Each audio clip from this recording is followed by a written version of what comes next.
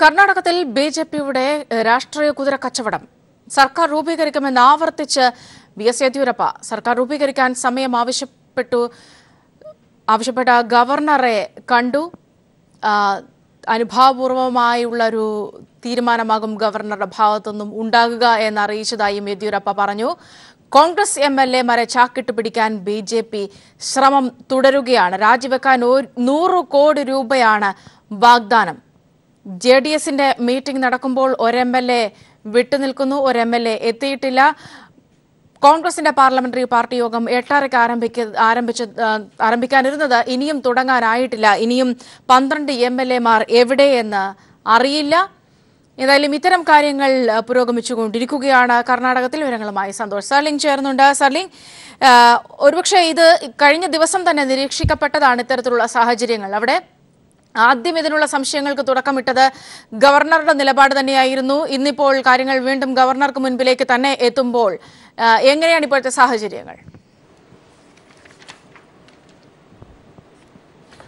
സൗമ്യ, വളരെ രാഷ്ട്രീയ അനിശ്ചിതത്വം ഇപ്പോഴും കർണാടകയിൽ നിലനിൽക്കുന്നുണ്ട്. രാവിലെ പ്രധാനമായും 3 കക്ഷികൾ പാർലമെന്ററി പാർട്ടി യോഗം ചേരാൻ വിളിച്ചു. അതിൽ ബിജെപിക്ക് മാത്രമാണ് പൂർണ്ണമായും നിയമസഭാ കക്ഷി യോഗം ചേരാനും അതിൽ തീരുമാനങ്ങൾ എടുക്കാനും കഴിഞ്ഞത്. യെദ്യൂരപ്പയെ ഏകകണ്ഠമായി നിയമസഭാ കക്ഷി നേതാവായി തെരഞ്ഞെടുത്തതിന് ശേഷം ബിജെപി പാർലമെന്ററി യോഗം അവസാനിച്ചു. ഗവർണർക്ക് അതിനുശേഷം ബിജെപി യെദ്യൂരപ്പയുടെ നേതൃത്വത്തിൽ ഗവർണറെ കണ്ട് സർക്കാർ രൂപീകരണത്തിലുള്ള അവകാശവാദം ഉന്നയിച്ചുകൊണ്ടുള്ള കത്ത് കൈമാറി. ജെഡിഎസിന്റെ നിയമസഭാ കക്ഷി യോഗം ഇപ്പോൾ ബാംഗ്ലൂരിലെ ശങ്കരില്ല ഹോട്ടലിൽ പുരോഗമിക്കുകയാണ്. 2 ജെഡിഎസ് എംഎൽഎമാർ യോഗത്തിൽ വന്നിട്ടില്ല. 38 എംഎൽഎമാരാണുള്ളത്. 36 എംഎൽഎമാരുമായാണ് യോഗം നടക്കുന്നത്. അതിൽ ഒരു എംഎൽഎ വെങ്കിട്ടറാവു താൻ യാത്രത്തിനെത്താനുള്ള യാത്രയിലാണെന്ന് അറിയിച്ചിട്ടുണ്ട്. മറ്റൊരാൾ രാജ് വെങ്കിട്ടപ്പ നായക്കയെ ഒരു തരത്തിലും ഈ ജെഡിഎസിന്റെ നേതൃത്വത്തിന് കോൺടാക്ട് ചെയ്യാൻ പറ്റിയിട്ടില്ല. അദ്ദേഹം ബിജെപി നേതൃത്വത്തിന്റെ കൈപ്പിടിയിലാണ് എന്നാണ് പ്രതീക്ഷിക്കപ്പെടുന്നത്. അപ്പുറത്ത് കോൺഗ്രസ് അവരുടെ സംസ്ഥാന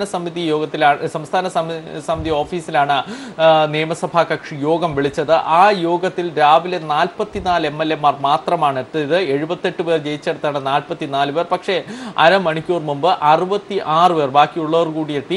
66 എംഎൽഎമാർ എത്തിയിട്ടുണ്ട്. അങ്ങനെ 78 പേർ ജയിച്ചതിൽ 66 പേർ, 12 പേർ ഇപ്പോഴും മിസ്സിംഗ് ആണ്.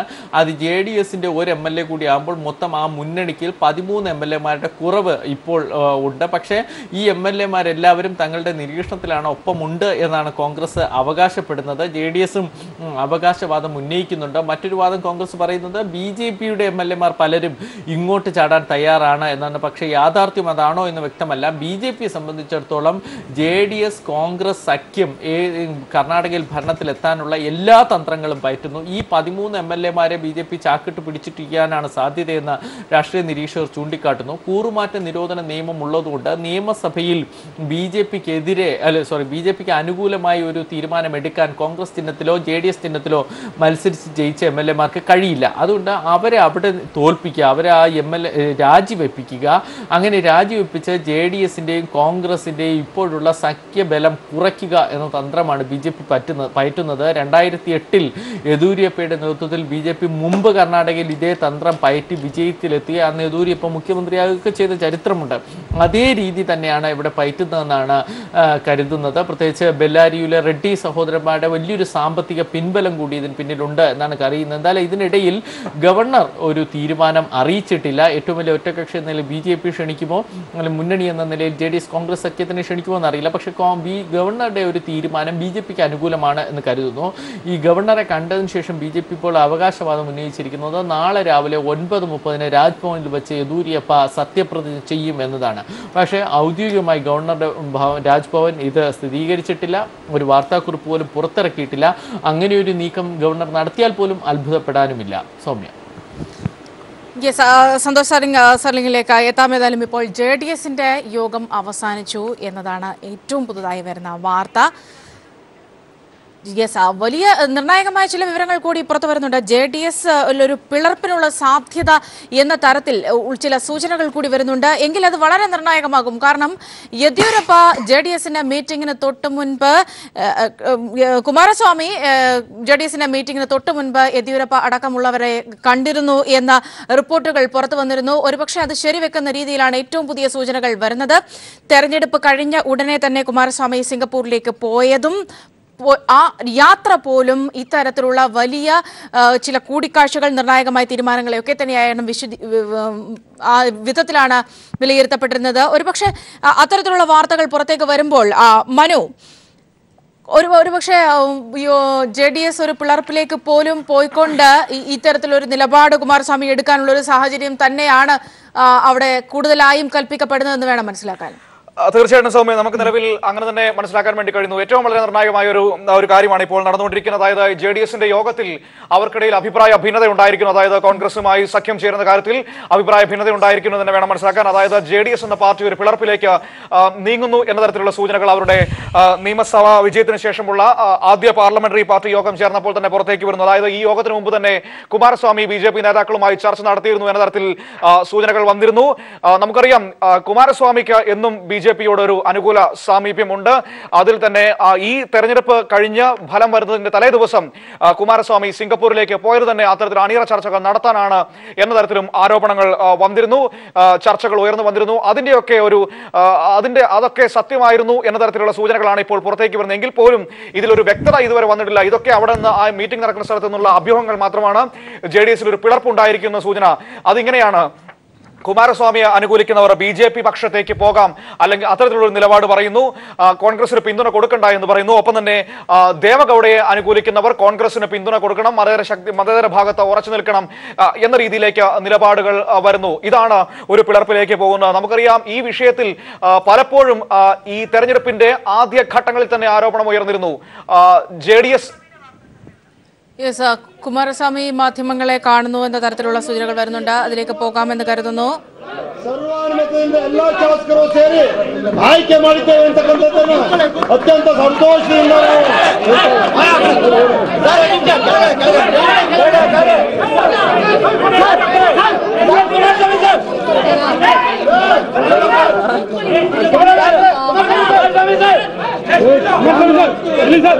ಕ್ಯಾಮ್ರಾ ಆ ಕಡೆ ಹೋಗ್ರಿ.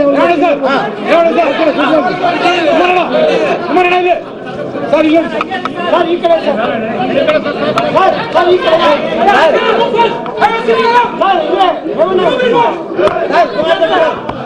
ಎಲ್ಲ ಕಡೆ ಆಯ್ತು. ಒಂದು ಎಲ್ಲ ಕಡೆ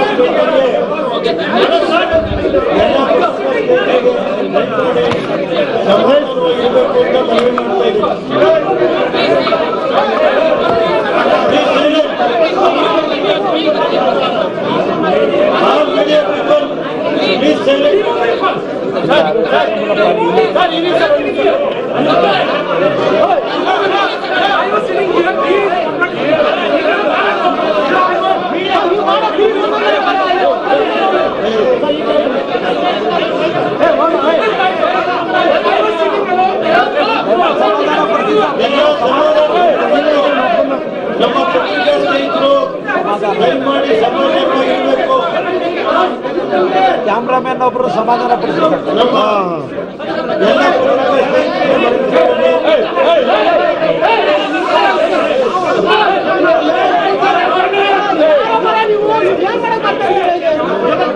ಓಕೆ ಓಕೆ ಪ್ಲೀಸ್.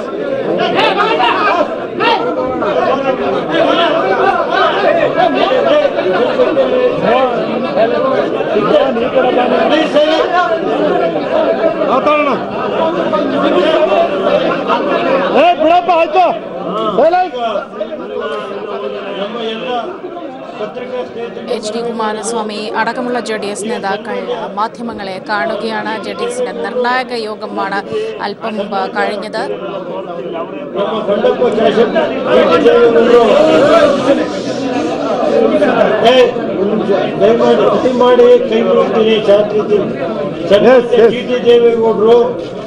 ಮತ್ತೆ ನಮ್ಮ ಎಲ್ಲ ಶಾಸಕರು HD ಕುಮಾರಸ್ವಾಮಿಯವ್ರನ್ನ JDS ಪಕ್ಷದ ಶಾಸಕಾಂಗ ಸಭೆಯ ನಾಯಕರಾಗಿ ಆಯ್ಕೆ ಮಾಡಿದರೆ, ಅದನ್ನ ಸೂಚಕರಾಗಿ TT ದೇವೇಗೌಡರು ಮಾಡಿದರೆ, ಸನ್ಮಾನ್ಯ ಬಂಡಪ್ಪ ಕಾಶೆಂಪುರ್ ಅವರು ಅನುಮೋದನೆ ಮಾಡಿದರೆ.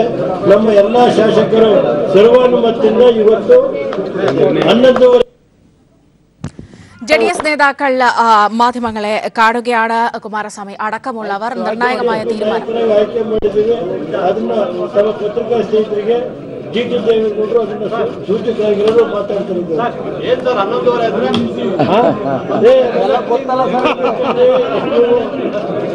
ಈಗ ಟೈಮ್ ನೋಡ್ ಮಾಡ್ಬೇಕಲ್ಲ, 11:30ಗೆ ಟೈಮ್ ಸೆಟ್ನಾಗ್ ಅದರಂತೆ ಮಾಡಿ ಕೊಡ್ತಿರೋರು.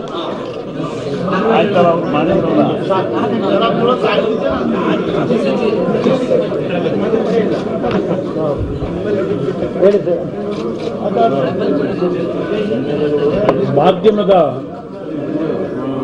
ಮಿತ್ರರೆಲ್ಲರಿಗೂ ಕಳೆದ 1 ದಿನಗಳಿಂದ ಸ್ವಲ್ಪ ತೊಂದರೆಗಳಾಗಿರೋದಕ್ಕೆ ನನ್ನ ವಿಷಾದ ವ್ಯಕ್ತಪಡಿಸಲಿಕ್ಕೆ ಬಯಸ್ತೀನಿ. ನಾನು ಮಾಧ್ಯಮದ ಸ್ನೇಹಿತರಿಗೆ ಹಲವಾರು ನನ್ನ ಭಾವನೆಗಳನ್ನು ವ್ಯಕ್ತಪಡಿಸೋದಕ್ಕಿಂತ ಮುಂಚೆ ಕರ್ನಾಟಕ ನಾಡಿನ ಜನತೆಗೆ ಮತ್ತು ನನ್ನ ಪಕ್ಷದ ಕಾರ್ಯಕರ್ತರಿಗೆ ಪಕ್ಷದ ಪರವಾಗಿ ಅದರ ಜೊತೆಯಲ್ಲಿ ನಮ್ಮ ಪಕ್ಷದ ಜೊತೆ ಹೊಂದಾಣಿಕೆಯನ್ನು ಮಾಡ್ಕೊಂಡಿರ್ತಕ್ಕಂಥ BSP ಪಕ್ಷದ ಕಾರ್ಯಕರ್ತರುಗಳು ಅವರೆಲ್ಲರ ದುಡಿಮೆಗೆ ಮತ್ತು ಜನತೆಯ ಆಶೀರ್ವಾದಕ್ಕೆ ಮೊದಲನೇದಾಗಿ ಪಕ್ಷದ ಪರವಾಗಿ ನನ್ನ ಕೃತಜ್ಞತೆಗಳನ್ನು ಸಲ್ಲಿಸಲಿಕ್ಕೆ ಬಯಸ್ತಾ ಇದ್ದೇನೆ. ಈ ಒಂದು ಫಲಿತಾಂಶ ನಮಗೆ ಯಾರಿಗೂ ಅಂತ ಏನೊಂದು ಆನಂದವನ್ನು ಉಂಟು ಮಾಡಿರ್ತಕ್ಕಂಥ ಫಲಿತಾಂಶ ಏನಲ್ಲ. ಎಲ್ಲ ಒಂದು ಕಡೆ ನನ್ನ ಮನಸ್ಸಿನಲ್ಲಿ ನಾಡಿನ ಜನತೆಯ ಈ ನಿರ್ಧಾರವನ್ನು ನಾನು ಸ್ವೀಕಾರ ಮಾಡಿದ್ರು. ಎಲ್ಲ ಒಂದು ಕಡೆ ನಾಡಿನ ಅಭಿವೃದ್ಧಿಗೆ ಒಂದು ಉತ್ತಮವಾದಂಥ ನಿರ್ಧಾರವನ್ನು ಮಾಡಲಿಲ್ವೇನೋ ಅಂತಕ್ಕಂಥ ಕೊರಗು ಇದೆ ನನಗೆ. ಇವತ್ತು ಈ ರೀತಿಯ ಒಂದು ಫಲಿತಾಂಶ ಬರಲಿಕ್ಕೆ ಜನತೆಯ ತಪ್ಪು ಇಲ್ಲ. ಇಲ್ಲಿ ಹಲವಾರು ರೀತಿಯ ಜನತಾದಳ ಪಕ್ಷದ ಬಗ್ಗೆ ಅನುಮಾನಗಳು ಬರ್ತಕ್ಕಂಥ ರೀತಿಯಲ್ಲಿ ನಮ್ಮ ಪಕ್ಷದ ಮುಂದಿನ ನಡವಳಿಕೆಗಳ ಬಗ್ಗೆ ಎಲ್ಲ ಒಂದು ಕಡೆ ಸಂಶಯಗಳನ್ನು ಉಂಟು ಮಾಡ್ತಕ್ಕಂಥ ರೀತಿಯಲ್ಲಿ ಕೆಲವು ವರ್ಗದಲ್ಲಿ ಒಂದು ಕೃತಕವಾದಂಥ ವಿಷಯಗಳನ್ನು ಸೃಷ್ಟಿ ಮಾಡಿ ಅದರಿಂದ ಇವತ್ತು ಈ ರೀತಿಯ ಒಂದು ಚುನಾವಣಾ ಫಲಿತಾಂಶ ಬಂದಿದೆ ಅಂತಕ್ಕಂಥದ್ದನ್ನು ಹೇಳಕ್ಕೆ ಬಯಸ್ತೀನಿ ನಾನು. ಬಹುಶಃ ಆ ರೀತಿ ನಿರ್ಧಾರ ಮಾಡ್ತಕ್ಕಂಥವ್ರಿಗೆ ಇವತ್ತು ಪಶ್ಚಾತ್ತಾಪವೂ ಆಗಿರಬಹುದು ನನ್ನ ಅಭಿಪ್ರಾಯದಲ್ಲಿ. ಇವತ್ತು BJP ಪಕ್ಷಕ್ಕೆ ಬಂದಿರತಕ್ಕಂಥ 105 ಸ್ಥಾನ ಏನಿದೆ, 104 ಸ್ಥಾನ, ಆ 104 ಸ್ಥಾನ BJPಗೆ ಮತವನ್ನ ಕೊಡಬೇಕು ಅಂತೇಳಿ ಕೊಟ್ಟಿರ್ತಕ್ಕಂಥದ್ದಲ್ಲ. ಇದು ಇವತ್ತು ಕೆಲವು ವರ್ಗದ ಜನತೆ ತೆಗೆದುಕೊಂಡಂತ ಕೆಲವು ತಪ್ಪು ನಿರ್ಧಾರಗಳಿಂದ ಈ ಸೆಕ್ಯುಲರ್ ವೋಟ್ನಲ್ಲಿ ಆದಂತ ಒಂದು ಡಿವಿಷನ್ ಇಂದ ಬಿಜೆಪಿಯವರು 105 ಸ್ಥಾನ 104 ಸ್ಥಾನ ಗಳಿಸಿದ್ದಾರೆ ಹೊರತು ಅವರ ಒಂದು ದುಡಿಮೆ ಇಲ್ಲ. ನರೇಂದ್ರ ಮೋದಿಯವರ ಒಂದು ವರ್ಚಸ್ಗೋಸ್ಕರ 104 ಸ್ಥಾನ ಮುಟ್ಟಿದ್ದಾರೆ ಅಂತಕ್ಕಂಥದ್ದು ಯಾರಾದರೂ ತಿಳ್ಕೊಂಡಿದ್ರೆ ಬಹುಶಃ ರಾಜಕೀಯ ವಿಶ್ಲೇಷಣೆ ಮಾಡ್ತಕ್ಕಂಥವರು ಮುಕ್ತವಾಗಿ ಚರ್ಚೆ ಮಾಡ್ಕೊಂಡ್ರೆ ಯಾವುದೇ ರೀತಿಯ ಒಂದು ವ್ಯಾಮೋಹಕ್ಕೊಳಗಾಗದೆ ಯಾರ ಬಗ್ಗೆನೂ. ಈ ಒಂದು ವರ್ಡಿಕ್ಟ್ ಏನು ಬಂದಿದೆ ಇವತ್ತು, ಕೆಲವರು JDS ಪಕ್ಷವನ್ನು ಮುಗಿಸ್ಲಿಕ್ಕೆ ಹೋಗಿ ಬಿಜೆಪಿ 104 ಮುಟ್ಲಿಕ್ಕೆ ಅವಕಾಶ ಮಾಡಿಕೊಟ್ಟಿದ್ದಾರೆ. ಇಲ್ಲದೆ ಇದ್ದಿದ್ರೆ ಬಿಜೆಪಿಯ ಇವತ್ತಿನ ಅವರ ದುಡಿಮೆಯ ಶಕ್ತಿ 80 ದಾಟ್ತಿರಲಿಲ್ಲ ಅಂತಕ್ಕಂಥದ್ದು ನನ್ನ ಅಭಿಪ್ರಾಯ. ಇದಕ್ಕೆ ನಾನು ಯಾರಿಗೂ ದೋಷ ಕೊಡ್ಲಿಕ್ಕೆ ಹೋಗೋದಿಲ್ಲ. ಇವತ್ತು ನರೇಂದ್ರ ಮೋದಿಯವರು ದೇಶಕ್ಕೆ ಉಪದೇಶ ಮಾಡತಕ್ಕಂಥವರು ಒಬ್ಬ ದೇಶದ ಗೌರವಾನ್ವಿತ ಪ್ರಧಾನಮಂತ್ರಿಗಳಾಗಿ ಕರ್ನಾಟಕದಲ್ಲಿ ಈ ರೀತಿಯ ಒಂದು ಬಿಜೆಪಿ ಪಕ್ಷಕ್ಕೆ ಸ್ಪಷ್ಟವಾದಂಥ ಬಹುಮತ ಇಲ್ಲದೆ ಇದ್ದರೂ ಕಾಂಗ್ರೆಸ್ ಮತ್ತು JDS ಪಕ್ಷದ ಒಂದು ಪೋಸ್ಟ್ ಅಲಯನ್ಸ್ ಏನಿದೆ ಇವತ್ತು, ಯಾವುದೇ ಕಾರಣಕ್ಕೂ ಬಿಜೆಪಿ ಪಕ್ಷ ಬಿಟ್ಟು ಬೇರೆ ಪಕ್ಷಗಳು ಸರ್ಕಾರ ಮಾಡಲಿಕ್ಕೆ ಅವಕಾಶವನ್ನು ಕೊಡೋದಿಲ್ಲ, ಬಿಡೋದಿಲ್ಲ ಅಂತಕ್ಕಂಥ ಮಾತನ್ನೇನು ಹೇಳಿದ್ದಾರೆ. ಅಲ್ಲಿಗೆ ಅವರ ಅಧಿಕಾರವನ್ನ ಇವತ್ತು ಆ ಸ್ಥಾನದಲ್ಲಿ ಕೂತು ಅವರು ಕೊಟ್ಟಂತ ಈ ಒಂದು ಹೇಳಿಕೆ ಏನಿದೆ, ಎಷ್ಟರ ಮಟ್ಟಿಗೆ ಇವತ್ತು ಅವರ ಅಧಿಕಾರವನ್ನು ದುರುಪಯೋಗ ಪಡಿಸ್ಕೊಳ್ತಕ್ಕಂಥದ್ದು ಹೊರಟಿದ್ದಾರೆ ಅಂತಕ್ಕಂಥದ್ದು ಯಾರು ಬೇಕಾದ್ರೂ ಅರ್ಥೈಸ್ಬೋದು ಇವತ್ತು ನನ್ನ ಅಭಿಪ್ರಾಯದಲ್ಲಿ. ಇವತ್ತು ಕಾಂಗ್ರೆಸ್ ಪಕ್ಷದ ನಾಯಕರೆಲ್ಲ ಸೇರಿ ಜನತಾದಳವನ್ನ ಬೆಂಬಲಿಸ್ತೀವಿ ಅಂತಕ್ಕಂಥ ಒಂದು ಮನವಿ ಪತ್ರವನ್ನ ರಾಜ್ಯಪಾಲರಿಗೆ ತಲುಪಿಸಿರ್ತಕ್ಕಂಥದ್ದೇನಿದೆ, ನಮ್ಮ ರಾಷ್ಟ್ರೀಯ ಅಧ್ಯಕ್ಷ ಜೊತೆಯಲ್ಲೂ ಈಗಾಗಲೇ ಅವರ ಭಾವನೆಯನ್ನೇನು ವ್ಯಕ್ತಪಡಿಸಿದ್ದಾರೆ. ಅದಕ್ಕೆ ನನ್ನ ಕೃತಜ್ಞತೆ ಇದೆ ಅವರಿಗೆ. ಕಾಂಗ್ರೆಸ್ ಪಕ್ಷ ಇವತ್ತು JDS ಪಕ್ಷವನ್ನ ಬೆಂಬಲಿಸ್ತಕ್ಕಂಥ ನಿರ್ಧಾರ ಮಾಡಿ JDS ಪಕ್ಷಕ್ಕೆ ಇವತ್ತು ನಾವು ಸರ್ಕಾರವನ್ನು ರಚನೆ ಮಾಡಲಿಕ್ಕೆ ಅವರ ಜೊತೆಯಲ್ಲಿ ಕೈ ಜೋಡಿಸ್ತಕ್ಕಂಥ ನಿರ್ಧಾರವನ್ನು ಅವರು ದೊಡ್ಡ ಪಕ್ಷವಾಗಿ ಬೆಂಬಲವನ್ನು ವ್ಯಕ್ತಪಡಿಸಿದ್ದಾರೆ. ಅದಕ್ಕೆ ನನ್ನ ವೈಯಕ್ತಿಕವಾದಂತಹ ಕೃತಜ್ಞತೆಗಳನ್ನು ಸಲ್ಲಿಸಲಿಕ್ಕೆ ಬಯಸ್ತೇನೆ. ಮೊದಲನೇದಾಗಿ ನಾನು ಇವತ್ತು ಈ ಒಂದು ಮುಖ್ಯಮಂತ್ರಿಯ ಸ್ಥಾನಕ್ಕೆ ಸಂಬಂಧಪಟ್ಟಾಗಿ ನಾನಾಗಲಿ ನಮ್ಮ ಪಕ್ಷವಾಗಲಿ ಅಧಿಕಾರವನ್ನು ನಾವು ಹಿಡಿಬೇಕು ಅಂತಕ್ಕಂಥ ದೃಷ್ಟಿಯಿಂದ ಈ ಒಂದು ಪ್ರಕ್ರಿಯೆ ಒಳಗೆ ನಾವೇನೋ ಬಹಳ ವೇಗವಾಗಿ ಹೊರಟಿದ್ದೇವೆ ಅಂತಕ್ಕಂಥ ಭಾವನೆ ಯಾರಲ್ಲಾದರೂ ಇದ್ದರೆ ದಯವಿಟ್ಟು ಅವರಲ್ಲಿ ಆ ಭಾವನೆಗಳನ್ನು ಬದಲಾವಣೆ ಮಾಡ್ಕೊಳ್ಳಿ ಅಂತಕ್ಕಂಥ ಹೇಳಲಿಕ್ಕೆ ಬಯಸ್ತೇನೆ. ನನಗೇನಿದು ಈ ರಾಜ್ಯದಲ್ಲಿ ಈ ರೀತಿಯಲ್ಲಿ ಮತ್ತೊಮ್ಮೆ ನಾನು ಮುಖ್ಯಮಂತ್ರಿ ಆಗ್ತಕ್ಕಂಥ ಒಂದು ಕೆಟ್ಟ ಪರಿಸ್ಥಿತಿಯನ್ನು ನಾಡಿನ ಜನತೆ ಏನು ಕೊಟ್ಟಿದ್ದಾರೆ. ಇಲ್ಲಿ ಒಂದು ಕಡೆ ಬಿಜೆಪಿಯ ಪಕ್ಷ ಅವರು ಅಧಿಕಾರವನ್ನು ಹಿಡಿಲೇಬೇಕು ಅಂತ ಹೇಳಿ ಬಹಳ ವೇಗವಾಗಿ ಹೊರಟಿದ್ದಾರೆ. They are in very hurry, they are in hurry mode. I know ಇವತ್ತವ್ರು 104 ಜನ ಇದ್ದಾರೆ. ಇನ್ನೂ ಅವರಿಗೆ ಸುಮಾರು 8 ಶಾಸಕರ ಕೊರತೆ ಇದೆ, 9 ಶಾಸಕರ ಕೊರತೆ ಇದೆ. ಈಗಾಗಲೇ ಕಾಂಗ್ರೆಸ್ ಮತ್ತು JDS ಪಕ್ಷ ಸುಮಾರು 116ರ ಸಂಖ್ಯೆಯಲ್ಲಿ ನಾವೇನಿದ್ದೇವೆ. 117 ಇಲ್ಲ ಇಲ್ಲ ಇಲ್ಲ ಇಲ್ಲ ಇಲ್ಲ, ನಂದು ಒಂದು ಮೈನಸ್ ಆಗುತ್ತೆ. ಚನ್ನಪಟ್ಟಣ ರಾಮನಗರ 2 ಗೆದ್ದರಿಂದ ಒಂದು ಮೈನಸ್ ಆಗುತ್ತೆ. 116ರ ಗಡಿಯಲ್ಲಿ ಏನಿದ್ದೇವೆ, ಸ್ಪಷ್ಟವಾಗಿ ಸುಮಾರು 4 ಶಾಸಕರ ಬಹುಮತ ನಮ್ಮ ಪಕ್ಷ 2 ಪಕ್ಷಗಳ ಪರವಾಗಿದೆ.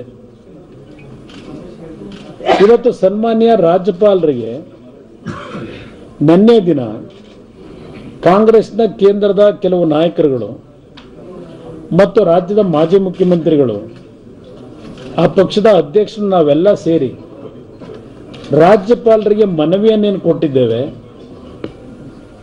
ಅವರ ಗಮನಕ್ಕೆ ನಾವು ತಂದಿರತಕ್ಕಂಥ ಅಂಶ ಎರಡೂ ಪಕ್ಷಗಳು. ಈಗಾಗಲೇ ಬಿಜೆಪಿಯ ಪಕ್ಷ ಮೇಘಾಲಯದಲ್ಲಿ, ಗೋವಾದಲ್ಲಿ, ಮಣಿಪುರದಲ್ಲಿ, ಕಾಂಗ್ರೆಸ್ ಪಕ್ಷ ಸಿಂಗಲ್ ಲಾರ್ಜೆಸ್ಟ್ ಪಾರ್ಟಿ ಇರತಕ್ಕಂಥ ಒಂದು ಪಕ್ಷಕ್ಕೆ ಅಲ್ಲಿಯ ರಾಜ್ಯಪಾಲರು ಸರ್ಕಾರವನ್ನು ಮೊದಲು ರಚನೆ ಮಾಡತಕ್ಕಂಥದ್ದಕ್ಕೆ ಇನ್ವಿಟೇಷನ್ನ ತಿರಸ್ಕಾರ ಮಾಡಿ,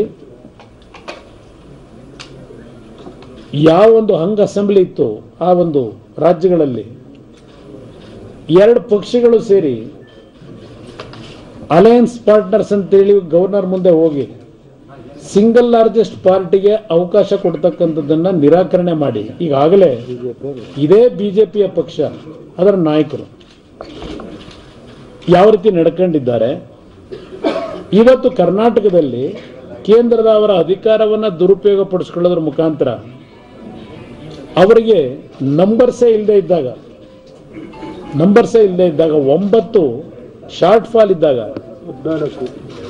ಯಾವ ರೀತಿನಲ್ಲಿ ಇವತ್ತು ಸರ್ಕಾರವನ್ನು ರಚನೆ ಮಾಡಲಿಕ್ಕೆ ಹೊರಟಿದ್ದಾರೆ. ಆ ಮುಂದೆ 3 ರಾಜ್ಯಗಳಲ್ಲಿ ಅವರೇ ತೆಗೆದುಕೊಂಡಂತ ನಿರ್ಣಯ ಇಲ್ಲಿ ಮತ್ತಿನ್ನೊಂದು ರೀತಿಯ ನಿರ್ಣಯ ಮಾಡ್ಕೊಂಡೇ ಹೊರಟಿದ್ದಾರೆ. ಎಷ್ಟರ ಮಟ್ಟಿಗೆ ಬಿಜೆಪಿಯ ನಾಯಕರು ಪ್ರಜಾಪ್ರಭುತ್ವದ ವ್ಯವಸ್ಥೆಯನ್ನ ಇವರು ರಕ್ಷಿಸ್ತಕ್ಕಂಥವ್ರು ಅಂತಕ್ಕಂಥದ್ದನ್ನ ಇವತ್ತು ನಾವು ಪ್ರಶ್ನೆ ಮಾಡಬೇಕಾಗತ್ತೆ. ಇವತ್ತು 2008ರಲ್ಲಿ ಇಲ್ಲಿ ರಾಜ್ಯದಲ್ಲಿ ನಡೆದಿರ್ತಕ್ಕಂಥ ಆಪರೇಷನ್ ಕಮಲದ ಘಟನೆಯನ್ನ ಯಾರಾದ್ರೂ ಮರ್ತಿದ್ರೆ ನೆನಪಿಸ್ಕೊಡ್ಲಿಕ್ಕೆ ಬಯಸ್ತೇನೆ. ಮೊದಲನೇ ಹಂತದಲ್ಲಿ ಸುಮಾರು 8 ಶಾಸಕರನ್ನ ರಾಜೀನಾಮೆ ಕೊಡಿಸಿ 25 ಕೋಟಿ 30 ಕೋಟಿ ಹಣ ಆಂಬ್ಯುಲೆನ್ಸ್ ವ್ಯಾನ್ಗಳಲ್ಲಿ ಪೊಲೀಸ್ ವೆಹಿಕಲ್ಗಳಲ್ಲಿ ತಲುಪಿಸಿ ಬೇರೆ ಪಕ್ಷಗಳ ಶಾಸಕರ ರಾಜೀನಾಮೆ ಕೊಡಿಸಿದಂತ ಅವತ್ತಿನ ಅವರ ನಿರ್ಧಾರಗಳೇನಿದೆ ಕರ್ನಾಟಕ ರಾಜ್ಯದಲ್ಲಿ ಪುನಃ ಇಲ್ಲಿ ಕುದುರೆ ವ್ಯಾಪಾರಕ್ಕೆ ಕೈ ಹಾಕಿರ್ತಕ್ಕಂಥ ಬಿಜೆಪಿ ನಾಯಕರುಗಳು ಎಷ್ಟರ ಮಟ್ಟಿಗೆ ಈ ದೇಶದ ವ್ಯವಸ್ಥೆಯನ್ನು ಸರಿಪಡಿಸ್ತಕ್ಕಂಥ ನಿಟ್ಟಿನಲ್ಲಿದ್ದಾರೆ. ಕರ್ನಾಟಕ ರಾಜ್ಯದ ಜನತೆ ಸ್ವಲ್ಪ ಇದನ್ನ ಅರ್ಥ ಮಾಡ್ಕೊಳ್ಳೋದು ಸೂಕ್ತ ಅನ್ನೋದನ್ನ ಹೇಳಲಿಕ್ಕೆ ಬಯಸ್ತೀನಿ ರಾಜ್ಯದ ಜನತೆಗೆ. ಈ ದುಡ್ಡು ಎಲ್ಲಿಂದ ಬರುತ್ತೆ?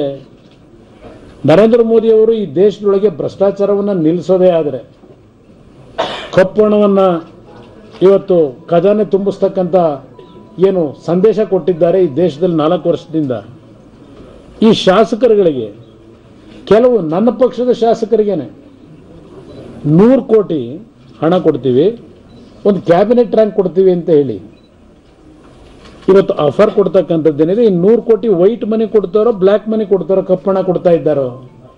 ಎಲ್ಲಿದೆ ಈ ಕಪ್ಪಣ ಸಂಗ್ರಹ ಮಾಡಿರೋದು?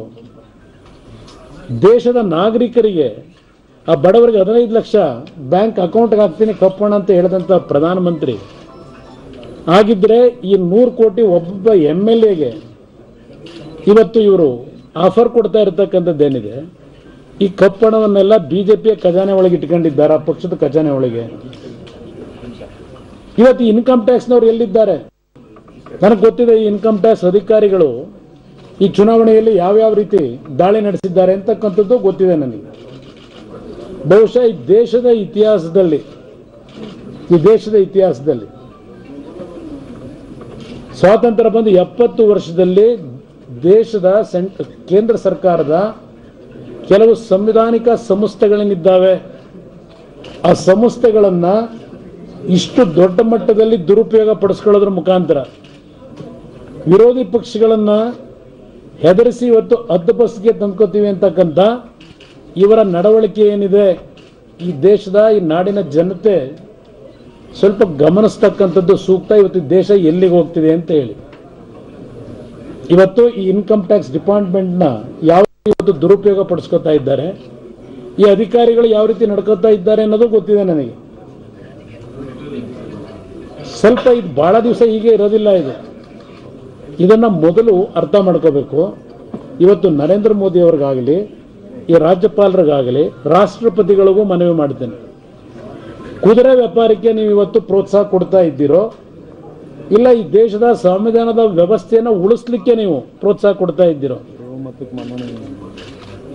ಇದನ್ನ ನಾನು ಇವತ್ತು ಕೇಂದ್ರ ಸರ್ಕಾರಕ್ಕೆ ಕೇಳ್ತೇನೆ. ಅಮಿತ್ ಶಾ ಅವರೇನವರು ಹೇಳ್ಕೊಳ್ಳಿ, ನಾವು ಸರ್ಕಾರ ಬೇರೆ ಪಕ್ಷಕ್ಕೆ ಮಾಡ್ಲಿಕ್ಕೆ ಬಿಡೋದಿಲ್ಲ ಅಂತಕ್ಕಂಥದ್ದು ಅವ್ರ ರಾಜ್ಯದ ಅವ್ರ ಪಕ್ಷದ ಒಬ್ಬರು ಅಧ್ಯಕ್ಷರಾಗಿ ಏನಾದ್ರು ಹೇಳಿಕೆ ಕೊಡಲಿ, ರಾಜಕೀಯ ಹೇಳಿಕೆನ. ಆದರೆ ಜವಾಬ್ದಾರಿಯುತವಾದಂಥ ಸ್ಥಾನದಲ್ಲಿ ಇರ್ತಕ್ಕಂಥ ಪ್ರಧಾನಮಂತ್ರಿಯ ಸ್ಥಾನದ ಗೌರವನ ಘನತೆಯನ್ನು ಉಳಿಸಬೇಕಾದಂಥದ್ದು ಅವ್ರ ಕರ್ತವ್ಯ ಇದೆ. ಅದರಿಂದ ಇವತ್ತು ಈ ಒಂದು ಕರ್ನಾಟಕ ರಾಜ್ಯದ ಡೆವಲಪ್ಮೆಂಟ್ ಏನಿದೆ, ಈ ಡೆವಲಪ್ಮೆಂಟ್ ಬಗ್ಗೆ ನಾನೇನು ಈ ರಾಜ್ಯದಲ್ಲಿ ಪುನಃ ಮುಖ್ಯಮಂತ್ರಿಯಾಗಿ ಖುಷಿ ಪಡ್ತಕ್ಕಂಥ ಒಂದು ಡೆವಲಪ್ಮೆಂಟ್ ಅಲ್ಲ ಇದು ನನಗೆ. ಈಗಾಗಲೇ ಈ ರಾಜ್ಯದಲ್ಲಿ 2006ರಲ್ಲಿ ಈ ರಾಜ್ಯದ ಮುಖ್ಯಮಂತ್ರಿಯಾಗಿ 20 ತಿಂಗಳು ಕೆಲಸ ಮಾಡಿದ್ದೇನೆ ನಾನು. ಆ 20 ತಿಂಗಳಲ್ಲಿ ಯಾವ ರೀತಿ ಒಬ್ಬ ಮುಖ್ಯಮಂತ್ರಿ ಕೆಲಸ ಮಾಡ್ಬೋದು ಅಂತಕ್ಕಂಥದ್ದನ್ನು ಸಾಬೀತು ಮಾಡಿದ್ದೇನೆ.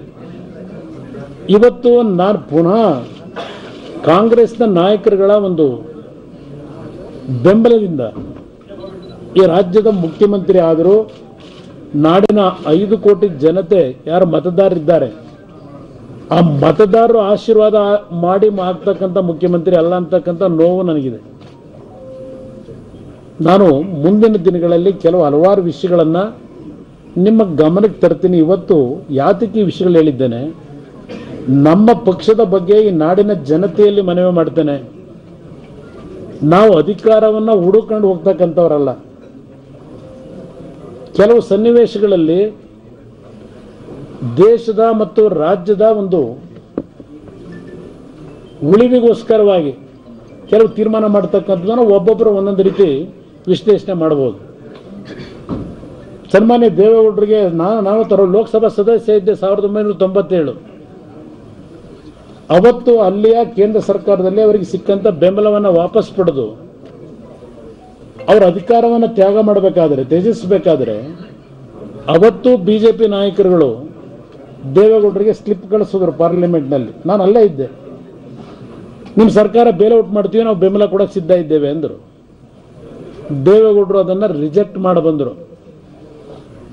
ಅವತ್ತು ಪ್ರಧಾನಮಂತ್ರಿ ಸ್ಥಾನವನ್ನೇ ಅಷ್ಟೊಂದು ಸುಲಭವಾಗಿ ಬಿಟ್ಟು ಹೊರಗೆ ಬಂದಂಥ ಕುಟುಂಬ ಇದು. ನಾಡಿನ ಜನತೆಯಲ್ಲಿ ನಾನು ಹೇಳಲಿಕ್ಕೆ ಬಯಸ್ತೇನೆ, ಈ ಕುಟುಂಬ ಅಧಿಕಾರಕ್ಕೆ ಆತುರ ಹೊರದು ಹೋಗ್ತಾ ಇದ್ದೇವೆ ಅಂತಕ್ಕಂಥ ಭಾವನೆ ಯಾರಲ್ಲೂ ಬೇಕಿಲ್ಲ. ಬಹಳ ಸ್ಪಷ್ಟವಾಗಿ ಹೇಳಲಿಕ್ಕೆ ಬಯಸ್ತೇನೆ. ಇವತ್ತು ಈ ದೇಶದಲ್ಲಿ ನಡೀತಾ ಇರತಕ್ಕಂಥ ಘಟನೆಗಳೇನಿದೆ, ಹಿಂದೆ ನಾನು ಹೌದು ಅವತ್ತು ನನ್ನ ಪಕ್ಷವನ್ನು ಉಳಿಸ್ಕೊಳ್ಳಿಕ್ಕೋಸ್ಕರವಾಗಿ ಬಿಜೆಪಿ ಜೊತೆ ನಾನು ಸಂಬಂಧ ಬೆಳೆಸಿದ್ದೆ. ನಾನು ಅವತ್ತು ಕಾಂಗ್ರೆಸ್ದು ಅವತ್ತು ನಡೆದಂಥ ಕೇಂದ್ರ, ನಾನು ಎಲ್ಲ ನಾಯಕರುಗಳಿಗೂ ದೋಷ ಕೊಡೋದಿಲ್ಲ. ಅವತ್ತು ಒಂದು ಘಟನೆಗಳೇನು ನಡೀತು, ಆ 2 ಸಮ್ಮಿಶ್ರ ಸರ್ಕಾರದಲ್ಲಿ ಬಿಜೆಪಿಯವರು, ನಾನು ಬಿಜೆಪಿ ಪಕ್ಷದ ನಾಯಕರುಗಳಿಗೆ ಒಂದು ಮಾತು ಹೇಳಲಿಕ್ಕೆ ಬಯಸ್ತೀನಿ. 2 ತಿಂಗಳಿಗೆ ನಾನು ಅಧಿಕಾರ ಸ್ವೀಕಾರ ಮಾಡಿ, ಯಾಕಂದ್ರೆ ಬಿಜೆಪಿ ಅವತ್ತು ಕರ್ನಾಟಕದಲ್ಲಿ ಸಂಪೂರ್ಣವಾಗಿ ಬಿಜೆಪಿ ಪಕ್ಷ ಬಿಡ್ಲಿಕ್ಕೆ ತಯಾರಾಗಿದ್ರು. 40-50 ಜನ ಶಾಸಕರು ಇದೇ ಯಡಿಯೂರಪ್ಪನವರು ಬಿಜೆಪಿ ಬಿಟ್ಟು ನಮ್ಮ ಪಕ್ಷಕ್ಕೂ ಅರ್ಜಿ ಹಾಕಿದ್ರು, ಕಾಂಗ್ರೆಸ್ ಪಕ್ಷಕ್ಕೂ ಅರ್ಜಿ ಹಾಕಿದ್ರು. ಅವತ್ತು 2004-5ರಲ್ಲಿ ನಾನೇ ಅವ್ರಿಗೆ ಅಡ್ವೈಸ್ ಮಾಡಿದೆ, ದಾರಿ ತಪ್ಪಿಸ್ಬೋದಾಗಿತ್ತು ಅವತ್ತು ನಾನು.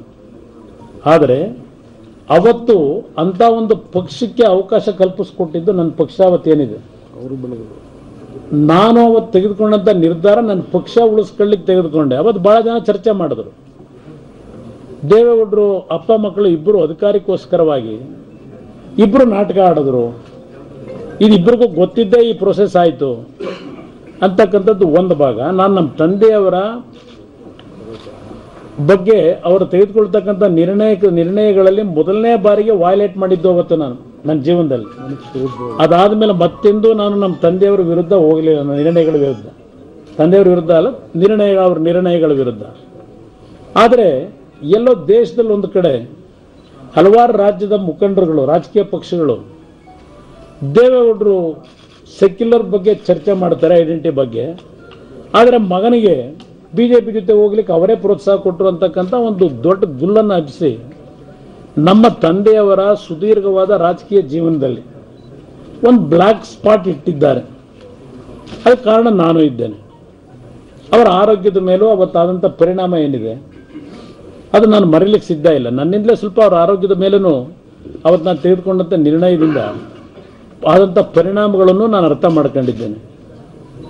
ಇವತ್ತು ನಾನು ಈ ರೀತಿಯ ಒಂದು ನಿರ್ಧಾರವನ್ನು ನನ್ನ ಪಕ್ಷದ ಶಾಸಕರುಗಳ ಅಭಿಪ್ರಾಯದ ಮೇರೆಗೆ, ಇದು ನನ್ನೊಬ್ಬನ ನಿರ್ಧಾರ ಅಲ್ಲ, ಇನ್ನೂ 2-3 ಜನ ಶಾಸಕರು ಬರಬೇಕು ಊರಿಂದ, ಇನ್ನು ಇಲ್ಲಿ ಬಂದಿರತಕ್ಕಂಥ ಶಾಸಕರ ಜೊತೆ ಚರ್ಚೆ ಇನ್ನೂ ಸಂಪೂರ್ಣ ಮಾಡಿ. ಒಂದು ನಿಮಿಷ ಬರೋದು, ಇನ್ನೂ 2-3 ಜನ ಇರಪ್ಪ, 2-3 ಜನ ಬರೋದು. ಒಂದೇ ನಿಮಿಷ ಹೇಳ್ಬಿಡ್ತೀನಿ, ಆಮೇಲೆ ನೀವು ಕೇಳಿ. ಯಾಕೆಂದ್ರೆ ನಾನು ಹೇಳೋದು ಕೆಲವು ವಿಷಯ ಹೇಳ್ಬಿಡ್ಬೇಕು. ಈಗ ಇವತ್ತು ನಾನು ಈ ರೀತಿಯ ಒಂದು ತೀರ್ಮಾನ ಮಾಡಲಿಕ್ಕೆ ಕೇವಲ 2 ಕಡೆಯಿಂದಲೂ ಆಫರ್ ಇದೆ. ಇದನ್ನೇನು ಕದ್ದು ಮುಚ್ಚಿ ನಾನು ಮಾತನಾಡ್ತಕ್ಕಂಥದ್ದೇನಿಲ್ಲ. 2 ಕಡೆಯಿಂದಲೂ ಆಫರ್ ಇತ್ತು. ಆದರೆ ಇಲ್ಲಿ ನನ್ನ ತಂದೆಯ ರಾಜಕೀಯ ಜೀವನದಲ್ಲಿ ಒಂದು ಬ್ಲ್ಯಾಕ್ ಮಾರ್ಕ್ ನನ್ನಿಂದಲೇ ಏನಾಗಿತ್ತು, ಅನುಮಾನಗಳು. ಆ ಅನುಮಾನಗಳನ್ನು ನಾನಿವತ್ತು ತೊಳಿಬೇಕಾದಂಥ ಒಂದು ಪರಿಸ್ಥಿತಿಯ ದೇವರು ನನ್ನ ಜೀವನದಲ್ಲಿ 2ನೇ ಬಾರಿ ಕೊಟ್ಟಿದ್ದಾನೆ ಅನ್ನೋದು ನನ್ನ ಅಭಿಪ್ರಾಯ. ಯಾಕೆಂದ್ರೆ ಮ್ಯಾನ್ಸ್ ಪ್ರಪೋಸಲ್ಸ್ ಗಾಡ್ ಡಿಸ್ಪೋಸಲ್ಸ್, ಇದೊಂದು ಗಾದೆ ಮಾತೇನಿದೆ. ಮನುಷ್ಯನ ತೀರ್ಮಾನ ಒಂದಿದ್ದರೆ ದೇವರದ್ದು ತೀರ್ಮಾನವೇ ಒಂದಿರುತ್ತೆ. ಇದು ಇವತ್ತು ನನ್ನ ಮುಂದೆ ಇರತಕ್ಕಂಥ ಒಂದು ಪರಿಸ್ಥಿತಿ. 38 ಜನ ಶಾಸಕರನ್ನ ಇಟ್ಕೊಂಡು ಇವತ್ತು ಈ ರಾಜ್ಯದಲ್ಲಿ ಪುನಃ ಮತ್ತೊಮ್ಮೆ ಏನೋ ಒಂದು ಅಧಿಕಾರವನ್ನು ನಡೆಸ್ತಕ್ಕಂಥ ಒಂದು ವಾತಾವರಣ ಬಂದಿದ್ರೆ, ರಾಜ್ಯದ ಜನತೆಗಿಂತ ಹೆಚ್ಚಾಗಿ ಯಾವುದೋ ನಮ್ಮ ಕುಟುಂಬ ಮೊದಲಿಂದ ದೇವರನ್ನ ನಂಬೇನು ಬಂದಿದ್ದೇವೆ. ದೇವರು ಇಲ್ಲ ಈ ರಾಜ್ಯದ ಹಲವಾರು ಗುರುಗಳೇನಿದ್ದಾರೆ, ಬಹುಶಃ ನಮ್ಮ ಒಂದು ಕುಟುಂಬ ದೊಡ್ಡ ಮಟ್ಟದಲ್ಲಿ ಶೃಂಗೇರಿಯ ಮಠದ ಒಂದು ಭಕ್ತರಿದ್ದೇವೆ. ಆ ಶೃಂಗೇರಿ ಮಠದ ಆಶೀರ್ವಾದವು, ಅಲ್ಲಿಯ ಒಂದು ಶಾರದಾಂಬೆ ಆಶೀರ್ವಾದವು, ಆ ಗುರುಗಳ ಆಶೀರ್ವಾದ ಗೊತ್ತಿಲ್ಲ ನನಗೆ. ಇವತ್ತು ಮತ್ತೊಮ್ಮೆ ನಮ್ಮನ್ನು ಪರೀಕ್ಷೆ ಮಾಡ್ತಕ್ಕಂಥ ಒಂದು ಸಂದರ್ಭ ಇದೆ. ಇವತ್ತು ನನ್ನ ತಂದೆಯ ರಾಜಕೀಯ ಜೀವನದಲ್ಲಿ ಎಲ್ಲೋ ಒಂದು ಕಡೆ ಅವರ ಒಂದು ಸೆಕ್ಯುಲರ್ ಐಡೆಂಟಿಟಿಗೆ ನನ್ನಿಂದ ಒಂದು ಅಪಚಾರ ಏನಾಗಿದೆ, ನಾನಿದೆಲ್ಲ ನಂಬಲ್ಲ ವೈಯಕ್ತಿಕವಾಗಿ ಈಗಲೂ. ಯಾಕೆಂದರೆ ಇಲ್ಲಿ ದೇಶದಲ್ಲಿ ಇರ್ತಕ್ಕಂಥ ಈ ಸೆಕ್ಯುಲರ್ ಐಡೆಂಟಿಟಿ ನಿಮ್ಮ ಕಮ್ಯುನಲ್ಲೂ ಇವೆಲ್ಲ ನೋಡಿದ್ದೀನಿ ನಾನು, ಯಾರ್ಯಾರು ಯಾವ ಥರ ಯಾವ ಟೈಮಲ್ಲಿ ನಡ್ಕೊಂಡಿದ್ದಾರೆ. ಆದರೆ ಎಲ್ಲ ಒಂದು ಕಡೆ ಇದೊಂದು ಪ್ರಮುಖವಾದಂಥ ಇಶ್ಯೂನೇ ಏನು ಸರ್ ಈ ಸಬ್ಜೆಕ್ಟು. ಇಲ್ಲಿ ನಮ್ಮ ತಂದೆಯವರಿಗೆ ಧಕ್ಕೆ ಮತ್ತೆ ಕೊನೆಗಾಲದಲ್ಲಿ ಅವರ ರಾಜಕೀಯ ಜೀವನದಲ್ಲಿ ನೋವು ಕೊಟ್ಟು ನಾನು ಇನ್ನೊಂದು ಬಾರಿ ಅವರ ಮೇಲೆ ಅನುಮಾನಕ್ಕೆ ಆಸ್ಪದ ಕೊಡಬಾರ್ದು ಅಂತಕ್ಕಂಥ ದೃಷ್ಟಿಯಿಂದಲೇ ಇವತ್ತು ನಾನು ಇಂಥ ಒಂದು ನಿರ್ಧಾರ ಏನು ಮಾಡಿದ್ದೇನೆ. ದೇಶದ ಹಲವಾರು ಪ್ರಾದೇಶಿಕ ಪಕ್ಷಗಳ ನಾಯಕರು ಸಹ ಇವತ್ತು ಅವ್ರದೇ ಆದಂಥ ಒಂದು ಚಿಂತನೆಗಳು ಏನಿದ್ದಾರೆ, ಕೆಲವರು ನನಗೆ ಫೋನ್ ಮಾಡಿ ಹೇಳಿದ್ದಾರೆ, ಇಲ್ಲ ದಯವಿಟ್ಟು ಈ ಬಾರಿ ತೀರ್ಮಾನ ಮಾಡಬೇಕಾದ್ರೆ ದುಡುಕಬೇಡಿ ಅಂತಕ್ಕಂಥದ್ದು. ನನಗೆ ಅಧಿಕಾರಕ್ಕಿಂತ ಮುಖ್ಯ ಇಲ್ಲಿ ಇವತ್ತು ಈ ದೇಶದಲ್ಲಿ ಏನೋ ಒಂದು ಬಿರುಕು ಕಾಣ್ತಾ ಇದೆಯಲ್ಲ, ಆ ಬಿರುಕನ್ನು ಸರಿಪಡಿಸ್ತಕ್ಕಂಥ ನಿಟ್ಟಿನಲ್ಲಿ ನಂದು ಒಂದು ಅಳಿಲು ಸೇವೆಯನ್ನು ಸಲ್ಲಿಸಬೇಕು ಅಂತಕ್ಕಂಥ ದೃಷ್ಟಿಯಿಂದ ಹಲವಾರು ರೀತಿಯಲ್ಲಿ ಮಾನಸಿಕವಾಗಿ ನಾನು ಆಘಾತಕ್ಕೆ ಒಳಗಾಗಿದ್ದರೂ ನಾಡಿನ ಜನತೆಯ ಮುಂದೆ ಹೇಳ್ತೇನೆ. ಮಾನಸಿಕವಾಗಿ, ವೈಯಕ್ತಿಕವಾಗಿ ನನಗೆ ಈಗಾಗಲೇ ಒಂದ್ಸಲ ಮುಖ್ಯಮಂತ್ರಿಯಾಗಿ ಮಾಜಿ ಮುಖ್ಯಮಂತ್ರಿ ಅಂತಕ್ಕಂಥದ್ದು ಒಂದು ಲೇಬಲ್ ಇದೆ ನನಗೆ. ನಾಡಿನ ಜನತೆಗೆ ನಾನು ಭಾಳ ಮನವಿ ಮಾಡಿದೆ, ನಿಮ್ಮನ್ನು ಉಳಿಸ್ಲಿಕ್ಕೆ ಸ್ವತಂತ್ರವಾಗಿ ರಾಜ್ಯದಲ್ಲಿ ಈ ಒಂದು ಪಕ್ಷವನ್ನು ಗೆಲ್ಲಿಸ್ಕೊಡಿ. ನನ್ನ ಕಾರ್ಯಕ್ರಮಗಳ ಬಹುಶಃ ಪ್ರಣಾಳಿಕೆಯಲ್ಲೆಲ್ಲ ಕೊಟ್ಟಿದ್ದೇನೆ, ನೀವು ನೋಡಿದ್ದೀರಿ. ಅದು ನನ್ನ ಜೀವನದಲ್ಲಿ ಒಂದು ದೊಡ್ಡ ಸವಾಲಿದೆ. ಆ ಪ್ರಣಾಳಿಕೆ ನೋಡಿದವರು ತುಂಬ ಅದ್ಭುತವಾಗಿದೆ ಅಂತಾರೆ, ಇದನ್ನು ಇಂಪ್ಲಿಮೆಂಟ್ ಮಾಡ್ಲಿಕ್ಕೆ ಸಾಧ್ಯವ ಅಂತಕ್ಕಂಥ ಮಾತನ್ನು ಹೇಳ್ತಾರೆ. ಆದರೆ ನಾಡಿನ ಜನತೆ ನನ್ನ ಒಂದು ಕಲ್ಪನೆ, ನನ್ನ ಕನಸನ್ನು ಎಲ್ಲ ಒಂದು ಕಡೆ ಅರ್ಥ ಮಾಡ್ಕೊಳ್ಳದೆ ಅವರ ತೆಗೆದುಕೊಂಡಂಥ ಕೆಲವು ಜಾತಿಯ ವ್ಯಾಮೋಹಕ್ಕೋ ಮತ್ತಿನ್ಯಾವುದೋ ಒಂದು ವ್ಯಾಮೋಹದಲ್ಲಿ ತೆಗೆದುಕೊಂಡಂಥ ನಿರ್ಧಾರ ಏನಿದೆ, ನನ್ನ ಒಂದು ವಿಷನ್ ಎಲ್ಲ ಒಂದು ಕಡೆ ಸಂಪೂರ್ಣವಾಗಿ ಅನುಷ್ಠಾನಕ್ಕೆ ತರಲಿಕ್ಕೆ ನನ್ನ ಕೈಲಿ ಸಾಧ್ಯ ಆಗುತ್ತಾ ಅಂತಕ್ಕಂಥ ಒಂದು ಅನುಮಾನವೂ ಇವತ್ತು ನನಗಿದೆ.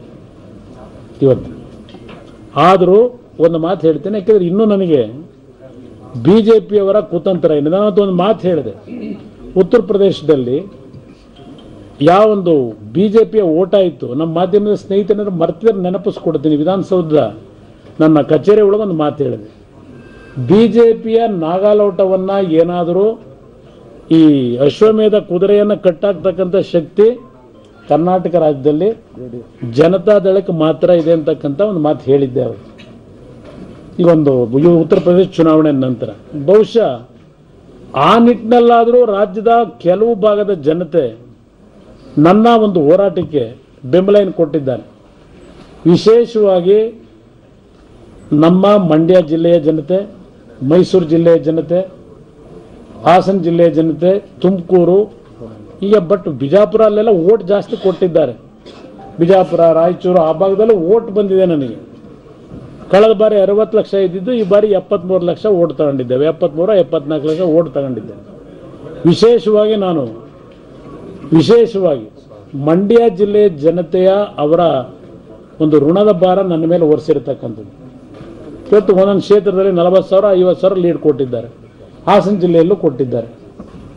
ಆದರೆ ಸಮಗ್ರವಾಗಿ ನಾಡಿನ ಜನತೆಗೂ ನಾನು ಕೃತಜ್ಞತೆ ಸಲ್ಲಿಸೋದಷ್ಟೇ. ಆದರೆ ವಿಶೇಷವಾಗಿ ಅದರ ಜೊತೆಗೆ ವೈಯಕ್ತಿಕವಾಗಿ ನಾನು ರಾಮನಗರ, ಚನ್ನಪಟ್ಟಣ ನಾಮಪತ್ರ ಸಲ್ಲಿಸಿದ್ದಷ್ಟೇ. ನಾನು ಎರಡೂ ಕ್ಷೇತ್ರಕ್ಕೆ ಚುನಾವಣೆ ಪ್ರಚಾರಕ್ಕೆ ಒಂದು ಹಳ್ಳಿಗೆ ಹೋಗಲಿಲ್ಲ, ಎಲ್ಲೂ ಮತ ಕೇಳಲಿಕ್ಕೆ ಹೋಗದೇ ಇದ್ದರೂ 3ನೇ ಬಾರಿಗೆ ನನ್ನ ರಾಜಕೀಯ ಜೀವನದಲ್ಲಿ ರಾಮನಗರ, ಚನ್ನಪಟ್ಟಣದ ಮಹಾಜನತೆ 3ನೇ ಬಾರಿಗೆ ನಾನು ಮತವನ್ನೇ ಕೇಳದೇ ಇದ್ರೆ ಬಹುಶಃ ದೇಶದ ಇತಿಹಾಸದಲ್ಲಿ ಯಾವನೇ ಒಬ್ಬ ಚುನಾವಣಾ ಅಭ್ಯರ್ಥಿ ಇದ್ದಾಗ ಆ ಕ್ಷೇತ್ರಕ್ಕೆ ಹೋಗದೇನೆ ಜನತೆಯೇ ಕಾರ್ಯಕರ್ತರೇ ಇವತ್ತು ಚುನಾವಣೆಯ ಜವಾಬ್ದಾರಿ ನಿರ್ವಹಿಸಿರ್ತಕ್ಕಂಥ ಕ್ಷೇತ್ರ ಯಾವುದಾದ್ರೂ ಇದ್ರೆ ಅದು ರಾಮನಗರ ಮತ್ತು ಚನ್ನಪಟ್ಟಣದ ಮತದಾರರು. ನನ್ನ ಕೊನೆಯ ಉಸಿರಿರೋವರೆಗೆ ಆ 2 ನಗರಗಳ ಅವಳಿ ನಗರಗಳೇನಿದ್ದಾವೆ ಅದನ್ನು ದೊಡ್ಡ ಮಟ್ಟದಲ್ಲಿ ನನ್ನದೇ ಆದಂಥ ಒಂದು ಕಾರ್ಯಕ್ರಮವನ್ನು ಕೊಡಬೇಕು ಅಂತ ಏನಿದ್ದೇನೆ. ನಾವು ಆ ನಿಟ್ಟಿನಲ್ಲಿ ಕೆಲಸ ಮಾಡ್ತೀವಿ ಅಂತಕ್ಕಂಥದ್ದು ಒಂದು ಭಾಗ. ಇವತ್ತು ಪಕ್ಕದ ಮಾಗಡಿ ಕ್ಷೇತ್ರದಲ್ಲೂ ಸುಮಾರು 52,000 ಲೀಡ್ ಕೊಟ್ಟಿದ್ದಾರೆ ಪುಣ್ಯಾತ್ಮರು. ಇದೆಲ್ಲವನ್ನು ನಾನು ನೆನಪಿಸ್ಕೊಳ್ಳಿಕ್ಕೆ ಬಯಸ್ತೇನೆ. ಆದರೆ ಇವತ್ತು ನಾನು ಬಿಜೆಪಿಯ ಪಕ್ಷಕ್ಕೆ ಹೇಳ್ತಕ್ಕಂಥದ್ದು, ಆಪರೇಷನ್ ಕಮಲಕ್ಕೆ ಕೈ ಹಾಕಿದ್ರೆ ಈ ಬಾರಿ ಅದು ನಿಮಗೆ ಬೂಮ್ರ್ಯಾಂಗ್ ಆಗ್ತಕ್ಕಂಥದ್ದನ್ನು ಯಾರೂ ತಪ್ಪಿಸ್ಲಿಕ್ಕಾಗೋದಿಲ್ಲ. ಇವತ್ತು ನೀವು ಆ ರೀತಿ JDS ಮತ್ತು ಕಾಂಗ್ರೆಸ್ ಪಕ್ಷದ ಶಾಸಕರನ್ನ ಹಣದ ಮುಖಾಂತರವೋ ಮಂತ್ರಿ ಸ್ಥಾನ ಕೊಡ್ತೀವಿ ಅಂತ ಹೇಳಿ ಆಮಿಷ ಒಡ್ಡಿ ನೀವು ಕೈ ಹಾಕಿದ್ರೆ ಈ ಬಾರಿ ಬಿಜೆಪಿಯಿಂದ ಕನಿಷ್ಠ 10ರಿಂದ 15 ಜನ ಹೊರ ಬರ್ಲಿಕ್ಕೆ ತಯಾರಾಗಿದ್ದಾರೆ. ನಾವು ಫೇರ್ ಆಗಿ ರಾಜಕಾರಣ ಮಾಡ್ತಕ್ಕಂಥದ್ದು ಮುಖ್ಯ. ಇಲ್ಲಿ ಹೊರಗಡೆ ಹೇಳೋದೊಂದು, ಉಪದೇಶ ಮಾಡೋದೊಂದು ಆಗಬಾರ್ದು. ನೀವೇನಾದರೂ ಕೈ ಹಾಕಿದ್ರೆ ನಮ್ಮ ಪಕ್ಷದ ಶಾಸಕರುಗಳಿಗೆ ಅದಕ್ಕೆ 2 ಪಟ್ಟು ನಿಮ್ಮ ಪಕ್ಷದ ಶಾಸಕರನ್ನ ವಾಪಸ್ ಇಲ್ಲಿ ತರಲಿಕ್ಕೆ ನಾವು ತಯಾರಾಗ್ತೀವಿ. ಅದರಿಂದ ಇದನ್ನ ಯಾವುದೇ ರೀತಿ ಆರ್ಸ್ ಟ್ರೇಡಿಂಗ್ಗೆ ಅವಕಾಶ ಕೊಡದೆ ರಾಜ್ಯಪಾಲರಿಗೂ ಹೇಳ್ತೇನೆ, ಇದಕ್ಕೆ ಪ್ರೋತ್ಸಾಹ ಕೊಡಬೇಡಿ. ಇವತ್ತು ಹಲವಾರು ರಾಜ್ಯಪಾಲರು ಯಾವ ರೀತಿ ನಡ್ಕೊಂಡಿದ್ದೀರಿ ಕಳೆದ 1 ವರ್ಷದಲ್ಲಿ ಈ ದೇಶದ ವ್ಯವಸ್ಥೆ ಒಳಗೆ ಚುನಾವಣೆಗಳಾದಾಗ ಅದನ್ನ ಫಾಲೋ ಮಾಡಲಿ ಅಂತಕ್ಕಂಥದ್ದನ್ನ ನಾನು ಈ ರಾಜ್ಯಪಾಲರಿಗೂ ನಮ್ಮ ಪಕ್ಷದ ವತಿಯಿಂದ ಅವರಿಗೆ ಆಗ್ರಹಗೊಳಿಸ್ತಾ ಇದ್ದೆ. What is your decision? Are you going with Congress? Are you going with Congress and BJP saying that we also give you chief ministership? No, I already just a minute. Once again, let him clear one question.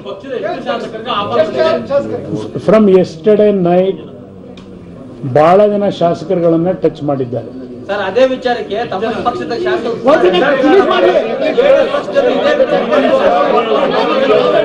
Please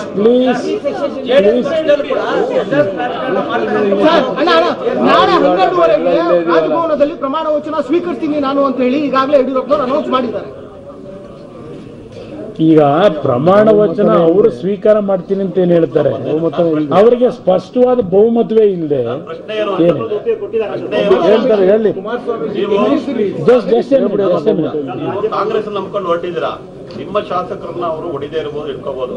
ಆದ್ರೆ ನಿಮ್ಮ ಹಳೆ driver ಒಬ್ಬ ಇದಾರಲ್ಲ, ನಾನು 1 ನಿಮಿಷ ಇಲ್ಲಿ ಪ್ರಶ್ನೆ ನಾನು ಅದಕ್ಕೆ ಮೊದಲೇ ಹೇಳಿದೆ.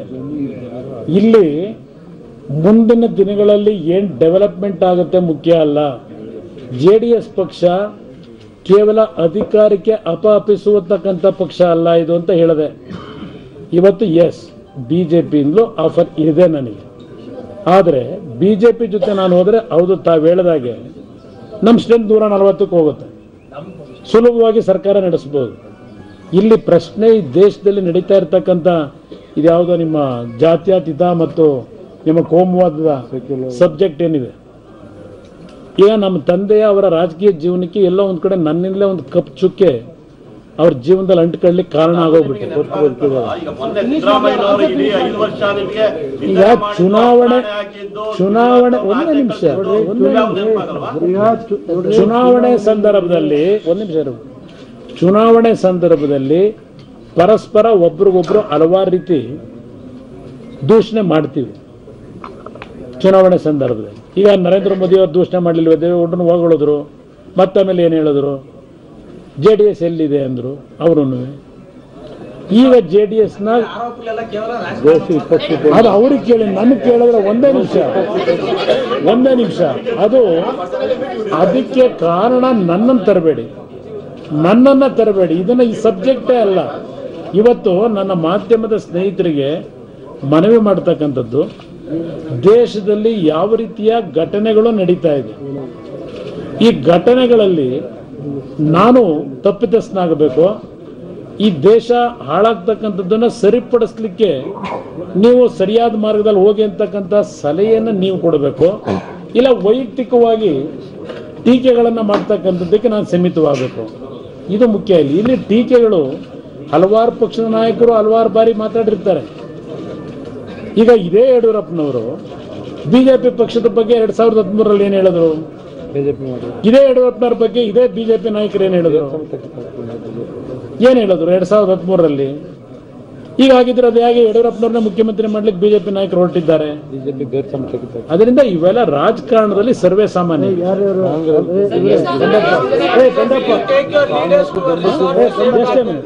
Please put me question.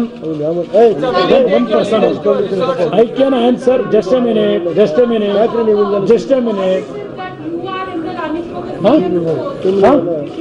Handling of the power, why is it that your party has put the demand that you become the chief minister?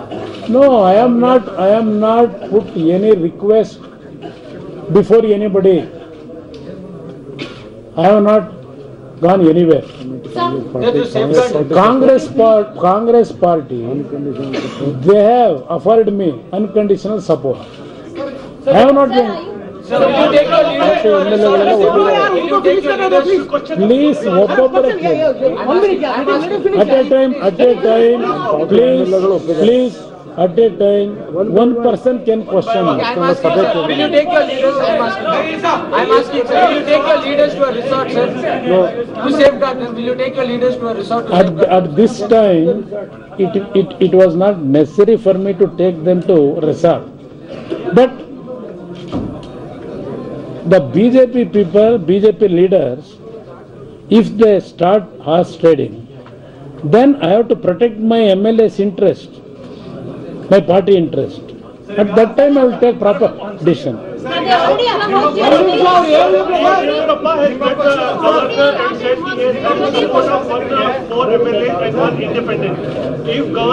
Where is the? Just a minute. Where is the majority? Where is the MLA's letter? Nobody has taken oath on the floor. Nobody technically. Now they are not an MLA. They are elected members now.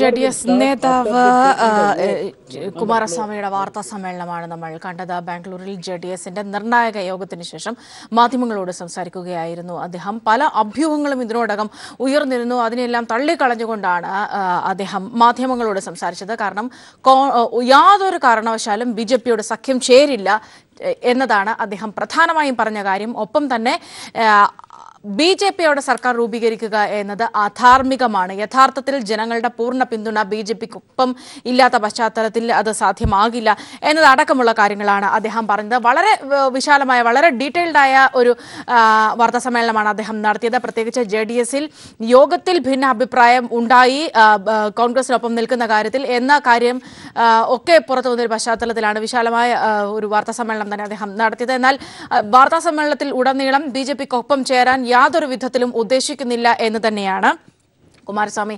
വ്യക്തമാക്കിയിരിക്കുന്നത്. എന്തായാലും JDSന്റെ ബാക്കി MLA-മാരെ ഉൾപ്പെടെ ആണ് മാധ്യമങ്ങളെ കണ്ടത്. വാർത്താ സമ്മേളനത്തിൽ തത്സമയ സംപ്രേഷണമാണ് ഇതുവരെ നമ്മൾ കണ്ടത്. സന്തോഷ് സർലിംഗിലേക്ക് പോകാം. സർലിംഗ്, ഒരുപക്ഷെ വിശദമായി തന്നെ ഒരുപക്ഷെ ഈ ഒരു ഘട്ടത്തിൽ കുമാരസ്വാമി പറഞ്ഞ കാര്യങ്ങൾ അത് വളരെ നിർണായകമാകുന്നത് സ്വാഭാവികമായും നമുക്കറിയാം. ഇപ്പോഴത്തെ ഒരു സാഹചര്യത്തിൽ JDSന്റെ നിലപാട് അത്രയേറെ നിർണായകമാണ്. ഒരുപക്ഷെ ഒരു സർക്കാർ രൂപീകരണത്തിലേക്ക് ഗവർണറുടെ സഹായത്തോടുകൂടി BJP പോയാലും വരും ദിവസങ്ങളിൽ കർണാടക രാഷ്ട്രീയം അത്രമേൽ കലുഷിതമായിരിക്കുമെന്ന സൂചന കൂടി JDSന്റെ വാക്കുകളിൽ നിന്നും ലഭ്യമാണ്. ആ വിധത്തിൽ കുമാരസ്വാമി പറഞ്ഞ കാര്യങ്ങൾ എങ്ങനെയൊക്കെയാണ് സർലിംഗ്? സൗമ്യ, കടുത്ത ആരോപണങ്ങളാണ് ഇപ്പോൾ കുമാരസ്വാമി BJPക്കെതിരെ ഉയർത്തിയിരിക്കുന്നത്. അതിൽ ഏറ്റവും പ്രധാനപ്പെട്ട ഒരു ആരോപണം BJP 100 കോടി രൂപ വാഗ്ദാനം ചെയ്ത് തങ്ങളുടെ MLA-മാരെ വിലക്കെടുക്കാൻ നടക്കുന്നു എന്നതാണ്. JDSന്റെയും കോൺഗ്രസിന്റെയും ഒക്കെ MLA-മാരെ അനൌദ്യോഗികമായി ഇക്കാര്യം പറഞ്ഞിട്ടുണ്ടെങ്കിൽ പോലും ഇതാദ്യമായാണ് കുമാരസ്വാമി ഇത് ഒരു BJPക്കെതിരെ ആരോപണമായി ഉന്നയിക്കുന്നത്. പ്രധാനമന്ത്രി തന്റെ സ്ഥാനത്തിനനുസരിച്ച് ഗൗരവത്തോടെ പെരുമാറണം, ഒരു അധ്യക്ഷൻ, പാർട്ടി അധ്യക്ഷൻ എന്ന രീതിയിൽ പെരുമാറരുത്, തനിക്ക് വോട്ടില്ല എങ്കിൽ പോലും കർണാടക ഭരിക്കും എന്ന നരേന്ദ്രമോദിയുടെ വാക്കുകൾ അഹങ്കാരമാണ് എന്നും കുമാരസ്വാമി പറയുകയും ചെയ്തു. BJPക്കെതിരെ ആരോപണം ഉന്നയിക്കുന്നതോടൊപ്പം തന്നെ അദ്ദേഹം കോൺഗ്രസിന് നന്ദി പറയാൻ ശ്രമിച്ചു എന്നതും പ്രധാനപ്പെട്ട കാര്യം. പറഞ്ഞത് കോൺഗ്രസുമായി മുന്നോട്ട് പോകും, കോൺഗ്രസുമായി സഖ്യത്തിലൂടെ മുന്നോട്ട് പോകും, BJPയുമായി ഒരു തരത്തിലുള്ള ചർച്ചയോ സഖ്യമോ ഇല്ല, അതെല്ലാം തള്ളിക്കളയുന്നു. താൻ ഇതിനു മുമ്പും കർണാടകയുടെ മുഖ്യമന്ത്രി ആയിട്ടുണ്ട്, അതുകൊണ്ട് തന്നെ മുഖ്യമന്ത്രി കസേര എന്താണ് എന്ന് തനിക്കറിയാം. ഇത്തവണയും മുഖ്യമന്ത്രി ആകണം എന്നുണ്ടെങ്കിൽ അത് ജനവിധി മാനിച്ച് തന്നെയായിരിക്കും. ഏതെങ്കിലും തരത്തിലുള്ള കുതിര കച്ചവടത്തിലൂടെ കർണാടകയുടെ മുഖ്യമന്ത്രി പദവിയിലെത്താൻ ആഗ്രഹിക്കുന്നില്ല. അത് BJPയാണ് ഇപ്പോൾ നടത്തുന്നത്. 104 MLA-മാർ ജയിച്ചു എന്നതിനർത്ഥം കർണാടക ഭരിക്കാൻ അവർക്ക് അവകാശമുണ്ട് എന്നതല്ല. ധാർമ്മികമായി സർക്കാർ രൂപീകരണത്തിന് BJPക്ക് അവകാശവാദം ഉന്നയിക്കാൻ കഴിയുകയില്ല. ഇത്തരത്തിൽ കള്ളപ്പണം ഒഴുക്കി ഞങ്ങൾക്കിടയിൽ വിഭജന നീക്കങ്ങൾ നടത്തിക്കൊണ്ട് സർക്കാർ രൂപീകരിക്കാൻ ഒരു ശ്രമമാണ് നടത്തിയത്. ഈ 104 സീറ്റ് BJPക്ക് ലഭിച്ചതുപോലും വർഗീയ വിഭജനത്തിലൂടെയാണ് എന്നും കുമാരസ്വാമി ആവർത്തിക്കുന്നുണ്ട് വാർത്താ സമ്മേളനത്തിലുടനീളം. എന്തായാലും കോൺഗ്രസുമായി സഖ്യം രൂപീകരിച്ചുകൊണ്ട് ഭരണവുമായി മുന്നോട്ട് പോകും എന്ന ഉറപ്പാണ് കുമാരസ്വാമി നൽകുന്നത്.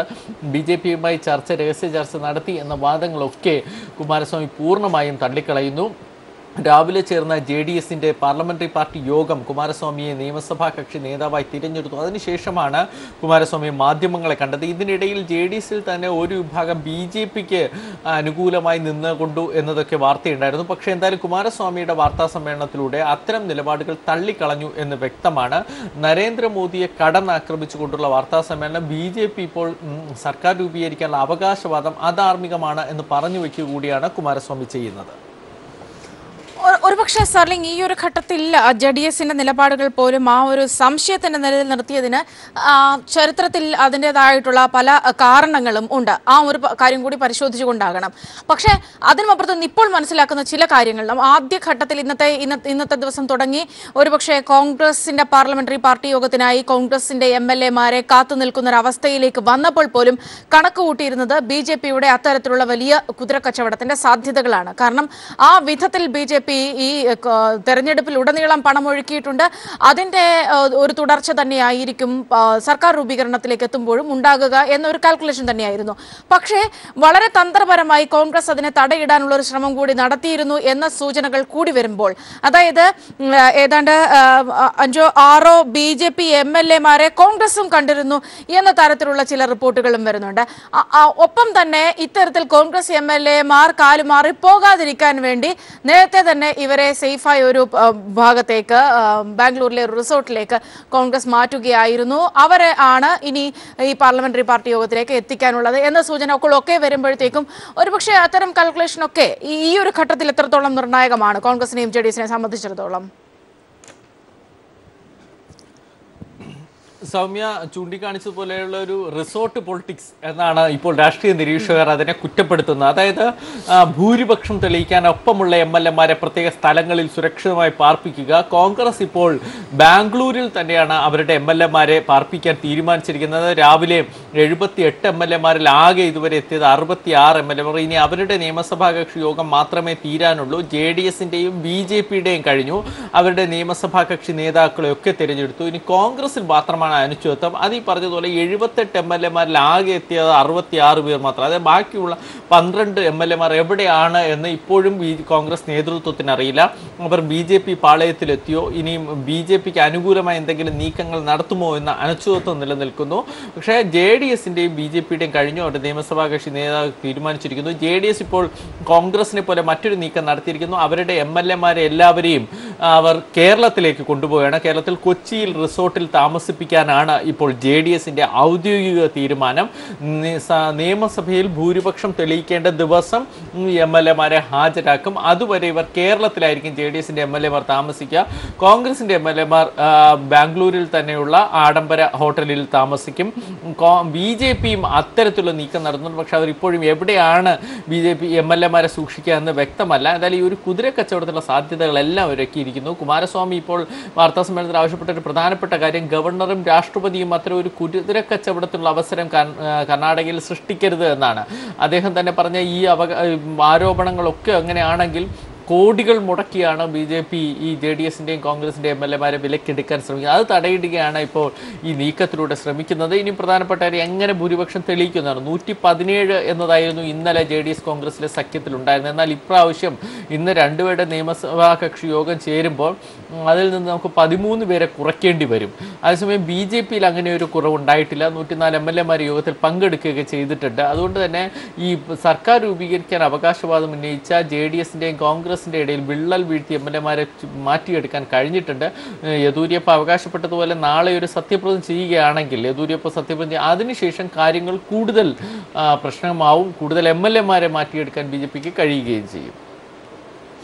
സാർലിംഗ്, ഒരുപക്ഷെ അങ്ങനെയെങ്കിൽ ഇന്നിപ്പോൾ ഒരുപക്ഷെ നമുക്കറിയാം നേരത്തെ മുതൽക്ക് തന്നെ വജുഭായ് വാല എന്ന മോദിയുടെ വിശ്വസ്തനായ ഗവർണറുടെ തീരുമാനം എന്താകും എന്നതിനപ്പുറത്തേക്ക് വലിയൊരു സംശയം ഇല്ല.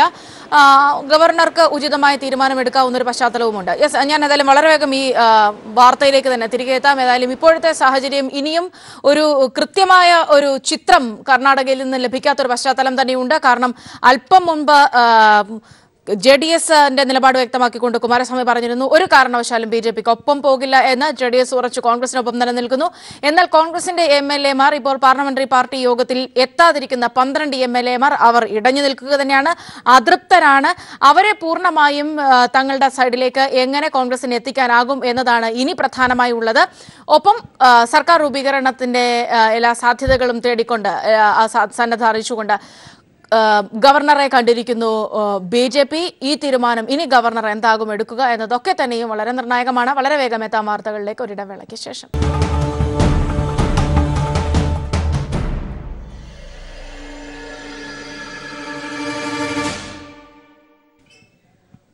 വലിയ കുതിരക്കച്ചവടം കർണാടകം കേന്ദ്രീകരിച്ചു നടക്കുകയാണ്. കൂടുതൽ കോൺഗ്രസ് MLA-മാരെ തങ്ങളുടെ പാളയത്തിലേക്ക് എത്തിക്കാനുള്ള ശ്രമം BJP നടത്തുമ്പോൾ, എന്നാൽ ആ ശ്രമം തടയിട്ടുകൊണ്ട് ഇടഞ്ഞു നിൽക്കുന്ന കോൺഗ്രസ് MLA-മാരെ അനുനയിപ്പിക്കാനുള്ള കടുത്ത ശ്രമത്തിലാണ് കോൺഗ്രസ്. അതിനിടയിൽ JDS പൂർണ്ണമായും കോൺഗ്രസിനൊപ്പം തന്നെ ആണ് എന്ന് JDS നേതാവ് കുമാരസ്വാമി വ്യക്തമാക്കുകയും ചെയ്തിരിക്കുന്നു. സന്തോഷ് സർലിംഗ് ചേർന്നുണ്ട് വിവരങ്ങളുമായി. സർലിംഗ്, എങ്ങനെയാണ് ഇപ്പോഴത്തെ സാഹചര്യങ്ങൾ എങ്ങനെയാണ്?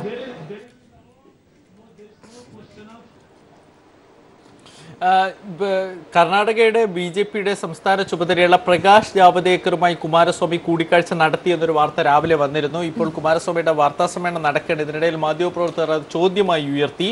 അപ്പോൾ കുമാരസ്വാമി മറുപടി പറഞ്ഞത് ഇങ്ങനെയാണ്: ആരാണ് ജാവദേക്കർ, എന്താണ് അദ്ദേഹത്തിന്റെ ചുമതല എന്നാണ് ചോദിച്ചത്. അങ്ങനെ ഒരു കൂടിക്കാഴ്ച തന്നെ, ആ വാർത്ത തന്നെ കുമാരസ്വാമി ഇപ്പോൾ തള്ളിക്കളഞ്ഞിരിക്കുകയാണ്. BJP-യുമായി സഖ്യ ചർച്ചകളേ ഇല്ല, അങ്ങനെ ധാരണ പോലും, അങ്ങനെ ചർച്ചകളോ കൂടിക്കാഴ്ചകളോ പോലും നടന്നിട്ടില്ല. കോൺഗ്രസുമായി സഖ്യം രൂപീകരിക്കും എന്ന് തന്നെയാണ്. എന്തായാലും ഇനി അടുത്ത നീക്കം JDS-ഉം കോൺഗ്രസും ഗവർണറെ കാണുമോ എന്നതാണ്. കാരണം ഇന്നലെ അവർ വൈകുന്നേരം തന്നെ ഗവർണറെ കണ്ടു.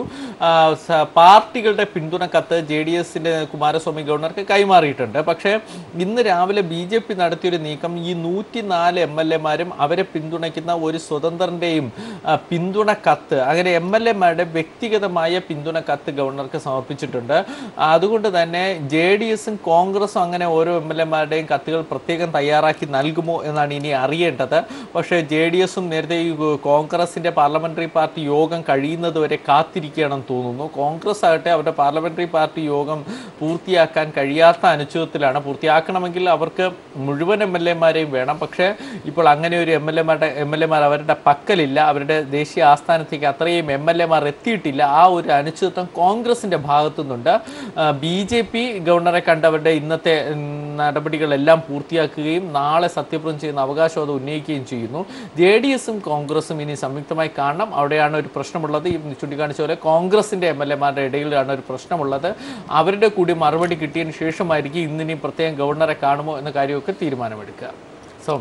അതിൻ്റെ ഈ പറഞ്ഞതുപോലെയുള്ള കാര്യങ്ങൾ, അതായത് ഇപ്പോൾ 12 MLA-മാർ ഏതായാലും അവർ അതൃപ്തരാണ് എന്നത് വ്യക്തമാണ്. സ്വാഭാവികമായും ചില MLA-മാർ ഇതിനോടകം തന്നെ ഈ 100 കോടി വാഗ്ദാനവും മന്ത്രിസ്ഥാന വാഗ്ദാനവും ഒക്കെ തന്നെയും പറഞ്ഞിട്ടുള്ള പശ്ചാത്തലത്തിൽ അത്തരത്തിലുള്ള വാഗ്ദാനങ്ങളൊക്കെ തന്നെയും ഇവർക്ക് മുന്നിലേക്കും എത്തിയിട്ടുണ്ടാകാം. ഒരുപക്ഷെ ഇവരെ അനുനയിപ്പിക്കുക എന്ന് പറയുന്നത് ഈ ഒരു ഘട്ടത്തിൽ കോൺഗ്രസിനെ സംബന്ധിച്ചിടത്തോളം എത്രത്തോളം ബുദ്ധിമുട്ടുള്ളതായിരിക്കും?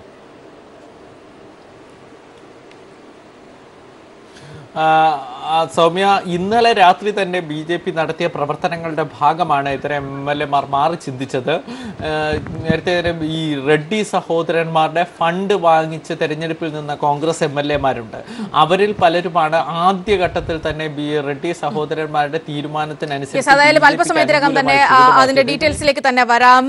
സന്തോഷ് സർലിംഗ് ആണ് വിവരങ്ങൾ നൽകിക്കൊണ്ടിരിക്കുന്നത്. ഏതായാലും ഇപ്പോഴത്തെ സാഹചര്യങ്ങളിൽ പൂർണ്ണമായ ഒരു ചിത്രം ഇനിയും വ്യക്തമാകേണ്ടതുണ്ട്. പക്ഷേ ഗവർണർക്ക് മുൻപിൽ തീരുമാനമെടുക്കുക എന്നുള്ള ഒരു കാര്യം ഉണ്ട്. നാളെ തന്നെ സത്യപ്രതിജ്ഞ ചെയ്യും എന്നാണ് യെദ്യൂരപ്പ അറിയിച്ചിരിക്കുന്നത്. ഈ പശ്ചാത്തലത്തിൽ ഗവർണർ എന്താകും തീരുമാനമെടുക്കുക എങ്കിൽ തന്നെയും ഫ്ലോറിലേക്ക് എത്തുമ്പോൾ എങ്ങനെയായിരിക്കും കാര്യങ്ങൾ എന്നത് പുറത്തെ കാൽക്കുലേഷനുകൾ പ്രകാരം കൂടിയായിരിക്കും ഉണ്ടാവുക. JDS നിലപാട് വ്യക്തമാക്കിയിരിക്കുന്നു. കോൺഗ്രസും ആത്മവിശ്വാസത്തിൽ തന്നെ മുൻപോട്ട് പോകുകയാണ്. ഈ ഒരു പശ്ചാത്തലത്തിൽ കർണാടകത്തിൽ ഇനി എന്താണ് സംഭവിക്കാൻ പോകുക? വരും മണിക്കൂറുകൾ, വരും നിമിഷങ്ങൾ വളരെ നിർണായകമാണ്.